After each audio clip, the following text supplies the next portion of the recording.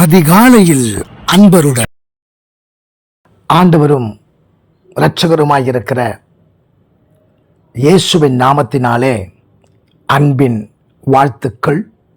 தேவன் தாமே உங்களை ஆசீர்வதிப்பாராக. பிரியமானவர்களே, இந்த நாளில் நம்மை நடத்துகிற, உங்களை நடத்துகிற தேவனுடைய வார்த்தை ஏசாயா 43 அதிகாரம் 1 வசனம்.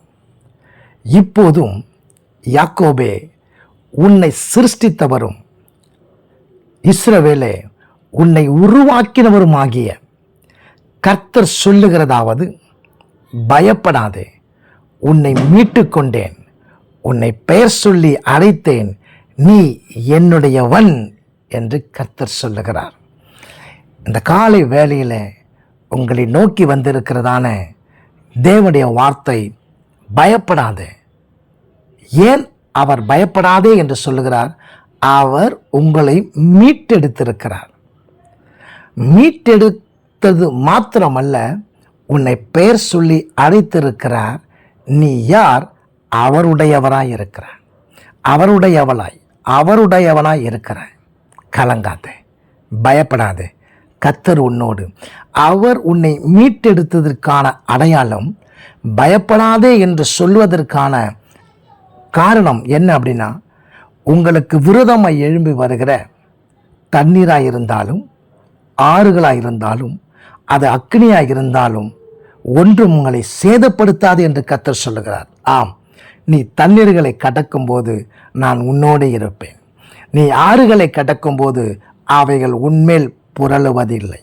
நீ அக்னியில் நடக்கும்போது வேகாதிருப்பாய், அக்னி சுவாலை உன் பேரில் பற்றாது என்று சொல்லுகிறார். அவர் உங்களை பாதுகாக்கிறது மாத்திரமல்ல, உங்களுக்கு எந்த ஒரு சேதமும் அணுகாமல் உங்களை பாதுகாத்து நடத்துகிறது மாத்திரமல்ல, உங்களை பேர் சொல்லி அழைத்ததற்கான ஒரு உத்தரவாதத்தையும் அவர் உங்களுக்கு கொடுக்கிறார். உங்களை அழைத்தேன், உங்களை மீட்டெடுத்தேன் என்பதற்கான ஒரு மகிமையான வாக்கு தத்துவத்தையும் கர்த்தர் கொடுக்கிறார்.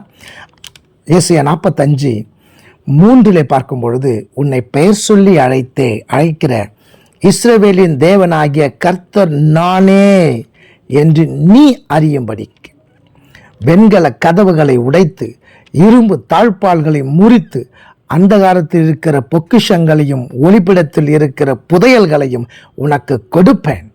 நான் என் தாசனாகிய யாக்கோபின் நிமித்தமும், நான் தெரிந்து கொண்ட இஸ்ரவேலின் நிமித்தமும் நான் உன்னை பெயர் சொல்லி அழைத்து, நீ என்னை அறியாதிருந்தும் உனக்கு நாமம் தரித்தேன் என்று கர்த்தர் சொல்லுகிறார்.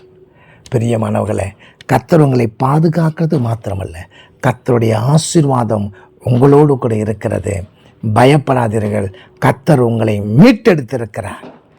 நிச்சயம் அவர் உங்களை நடத்துவார். பயப்படாதே.